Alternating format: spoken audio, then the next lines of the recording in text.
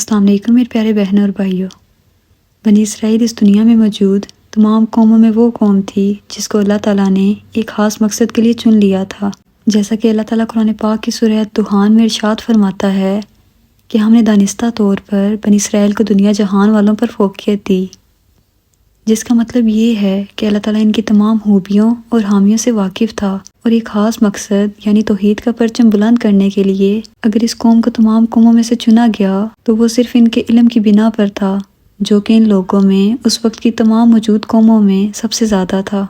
اور تب ان لوگوں میں علم کے ساتھ ساتھ عمل بھی موجود تھا۔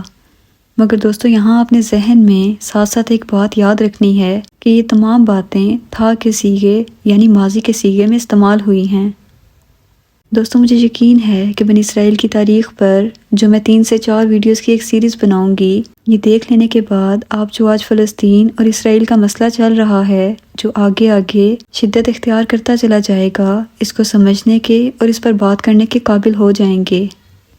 دوستو، یہاں ان سب کے لیے جو اسلامی تاریخوں کو لے کر کنفیوز ہو جاتے ہیں، ان کے لیے بتاتی چلوں کہ حضرت عیسیٰ علیہ السلام کی پیدائش سے پہلے کے دور کو قبل مسیح کہہ کر پکارتے ہیں، اور وہ تاریخیں بھی الٹی پڑی جاتی ہیں۔ جیسا کہ 1100 قبل مسیح کا مطلب ہے کہ حضرت عیسیٰ علیہ السلام کے پیدا ہونے سے 1100 سال پہلے، اور حضرت عیسیٰ علیہ السلام کی پیدائش کے بعد کے دور کو عیسوی کہہ کر پکارتے ہیں، جیسا کہ 1100 عیسوی کا مطلب ہے حضرت عیسیٰ علیہ السلام کے پیدا ہونے کے 1100 سال بعد۔ بنی اسرائیل کی تاریخ کو سمجھنے کے لیے ان تاریخوں کا علم ہونا بہت ضروری ہے، کیونکہ ان کی تاریخ تقریباً 4000 سال پرانی ہے، جس میں 2000 سال قبل مسیح کے اور تقریباً 2000 سال عیسوی کے ہیں۔ تو آئیے اب ویڈیو شروع کرتے ہیں۔ دوستو، بنی اسرائیل کی تاریخ کا سلسلہ حضرت ابراہیم علیہ السلام سے جا کر ملتا ہے۔ آپ 2200 قبل مسیح یعنی حضرت عیسیٰ علیہ السلام کے پیدا ہونے کے 2200 سال پہلے عراق کے شہر ار میں پیدا ہوئے، اور آپ تقریباً 175 سال اس دنیا فانی میں زندہ رہے۔ آپ نے عراق میں اپنی نبوت کا اعلان کیا اور اپنے والدین، رشتہ داروں، تمام لوگوں، حتیٰ کہ وہاں کے بادشاہ نمرود کو بھی دعوت حق دینے کے بعد اپنی حجت تمام کی، اور جب یہ لوگ نہیں مانے اور الٹا نمرود نے آپ کو آگ میں ڈلوا دیا تو آپ نے اللہ تعالیٰ کے حکم سے وہاں سے ہجرت کی اور شام چلے گئے۔ وہاں کچھ عرصہ قیام کے بعد آپ ہجرت کر کے فلسطین آ کر آباد ہو گئے۔ یہاں سے پھر آپ اللہ تعالیٰ کے حکم سے مصر تشریف لائے تاکہ تمام لوگوں کو دعوت حق دے سکیں۔ مصر کا بادشاہ آپ سے اس قدر متاثر ہوا کہ اپنی ایک بیٹی جن کا نام ہاجر تھا، جن کو مسلمان ہاجرہ کہہ کر پکارتے ہیں، وہ کنیز کے طور پر دے دیں۔ حضرت ابراہیم علیہ السلام نے جب عراق سے ہجرت کی تو آپ کے ساتھ صرف آپ کی زوجہ سارہ اور بھتیجے لوط علیہ السلام تھے۔ حضرت سارہ علیہ السلام سے تب تک آپ کی کوئی اولاد نہیں تھی، اور پھر جب حضرت ہاجرہ علیہ السلام آپ کو تحفے کے طور پر دی گئیں تو آپ نے حضرت سارہ علیہ السلام کے کہنے پر حضرت ہاجرہ سے نکاح کر لیا کہ شاید ان سے اللہ تعالیٰ کوئی اولاد دے دے، اور حضرت ہاجرہ علیہ السلام سے آپ کے بیٹے حضرت اسماعیل علیہ السلام پیدا ہوئے، اور پھر حضرت اسماعیل علیہ السلام کی پیدائش کے 14 سال بعد اللہ تعالیٰ نے آپ کو حضرت سارہ سے بھی اولاد دے دی، جن کا نام اسحاق علیہ السلام تھا۔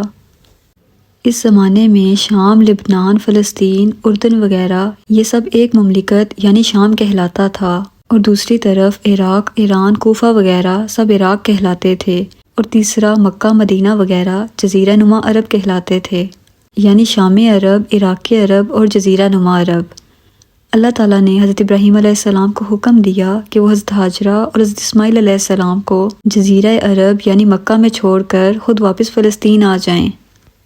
اور اس طرح حضرت اسماعیل علیہ السلام اور ان کی اولاد مکہ میں آباد ہو گئے۔ اب ان 4 انبیاء کو یعنی حضرت ابراہیم علیہ السلام، حضرت لوط علیہ السلام، حضرت اسماعیل علیہ السلام اور حضرت اسحاق علیہ السلام کو اللہ تعالیٰ نے حکم دیا کہ آپ مختلف علاقوں میں مختلف قوموں کو دعوت حق کا پیغام دیں۔ تو حضرت لوط علیہ السلام بحیرہ مردار یعنی کہ ڈیڈ سی، جو سعودیہ عرب اور فلسطین کے درمیان میں موجود ہیں، وہاں چلے گئے۔ بحیرہ مردار اس وقت عراقی عرب، شام عرب اور مصر، افریقہ وغیرہ کے لیے تجارتی حوالے سے ایک مین ٹریڈ روٹ تھا، جہاں سے زیادہ لوگ گزرا کرتے تھے۔ اس وجہ سے اس علاقے پر حضرت لوط علیہ السلام کو اپائنٹ کیا گیا تاکہ زیادہ سے زیادہ لوگوں کو یکتا پرستی کی دعوت دے سکیں۔ حضرت اسماعیل علیہ السلام کو جزیرہ نما عرب یعنی مکہ میں رہتے ہوئے دعوت حق کا پیغام پہنچانے کا حکم ملا۔ اور شام عرب کا تمام علاقہ حضرت اسحاق علیہ السلام کے سپرد کیا گیا، اور حضرت ابراہیم علیہ السلام خود وقتاً فوقتاً ان تینوں انبیاء کے پاس دورہ کیا کرتے تھے، کیونکہ عراق عرب میں آپ پہلے ہی حجت تمام کر چکے تھے۔ آپ کہہ سکتے ہیں کہ حضرت ابراہیم علیہ السلام پھر ایز اے مینٹور یا سپروائزر کام کرتے رہے اور ہر طرف حالات کا جائزہ لیتے رہے۔ حضرت اسحاق علیہ السلام کو اللہ تعالیٰ نے ایک بیٹا عطا کیا جن کا نام یعقوب علیہ السلام تھا۔ آپ تقریباً 246 قبل مسیح میں پیدا ہوئے۔ اللہ تعالیٰ نے حضرت یعقوب علیہ السلام کو 12 بیٹوں سے نوازا تھا، جن میں سے ایک حضرت یوسف علیہ السلام تھے۔ ان کی پیدائش 1906 قبل مسیح میں فلسطین میں ہوئی۔ آپ چھوٹے تھے جب آپ کے بھائیوں نے حسد کی بنا پر آپ کو کنویں میں گرا دیا، اور وہاں سے ایک قافلے نے جب آپ کو نکالا تو مصر میں لا کر بیچ دیا۔ پھر آپ نے اپنی زندگی کے چند سال زلیخا کے محل میں گزار دیے، اور چند سال زلیخا کی قید میں۔ آپ کو اللہ تعالیٰ نے خوابوں کی تعبیر کا علم عطا کر رکھا تھا، اور جب مصر کے بادشاہ نے خواب دیکھا اور آپ نے اس کی تعبیر بتائی تو اس بادشاہ نے آپ کو اپنا فوڈ منسٹر اپوائنٹ کر لیا۔ اس واقعے کے تقریباً 10 سال بعد آپ نے اپنے تمام خاندان اور قبیلے کو یعنی بنی اسرائیل کو مصر بلا لیا، اور ایسے بنی اسرائیل مصر آ کر آباد ہو گئے۔ اسرائیل حضرت یعقوب علیہ السلام کا لقب تھا، اور اسی لقب کی بنا پر آپ کی اولاد اور قبیلے کو بنی اسرائیل کہہ کر پکارا جاتا تھا۔ مصر آنے کے بعد بنی اسرائیل کے ایک شاہانہ دور کا آغاز ہوتا ہے، جو کہ 316 سال کے عرصے پر محیط تھا، یعنی کہ 1866 قبل مسیح سے لے کر 1550 قبل مسیح تک، کیونکہ بنی اسرائیل مصر کے بادشاہ کی ایک چہیتی اور لاڈلی قوم بن چکی تھی۔ اپنے علم اور اخلاق کی وجہ سے یہ ایک بہت رسپیکٹیبل خاندان مانا جاتا تھا۔ ان کو دریائے نیل کے کنارے پر سب سے ظہیر خطے پر بسایا گیا تھا۔ آپ کہہ سکتے ہیں کہ اس وقت ملک پر حکومت تو بادشاہ کی تھی، مگر لوگوں کے دلوں میں بنی اسرائیل بستے تھے۔ مصر کا وہ بادشاہ جس نے خواب دیکھا تھا، اسے ہکسوس کنگ یعنی چرواہا بادشاہ کہہ کر بھی پکارا جاتا تھا، کیونکہ وہ اصل میں عراق عرب سے تعلق رکھتا تھا، جس نے بس گزرتے گزرتے مصر پر حملہ کر کے وہاں اپنی حکومت قائم کر دی۔ 1550 قبل مسیح میں مصر میں ایک نیشنل موومنٹ چل پڑی، یعنی مصر کے لوگوں نے بادشاہ کے خلاف بغاوت کر دی، اور اس وقت کے موجود بادشاہ کو، جو کہ ہکسوس لائن میں چلتا آ رہا تھا، اسے مار بگایا، اور اپنے مصری لوگوں میں سے ایک شخص کو بادشاہ بنایا، اور اسے فرعون کا خطاب دیا گیا۔ اسی لیے اگر آپ غور کریں تو قرآن پاک میں حضرت یوسف علیہ السلام کے دور کے مصر کے بادشاہ کو بادشاہ کہہ کر پکارا گیا ہے، جبکہ حضرت موسیٰ علیہ السلام کے دور کے مصر کے بادشاہ کو فرعون کہہ کر پکارا گیا ہے۔ ان لوگوں نے بنی اسرائیل کو پکڑ پکڑ کر غلام بنانا شروع کر دیا، کیونکہ یہ ہکسوس کنگ کی ایک لاڈلی قوم تھی اور کافی ٹیلنٹڈ لوگ تھے، تو ان لوگوں نے ان کو غلام بنایا تاکہ ان سے کام لے سکیں۔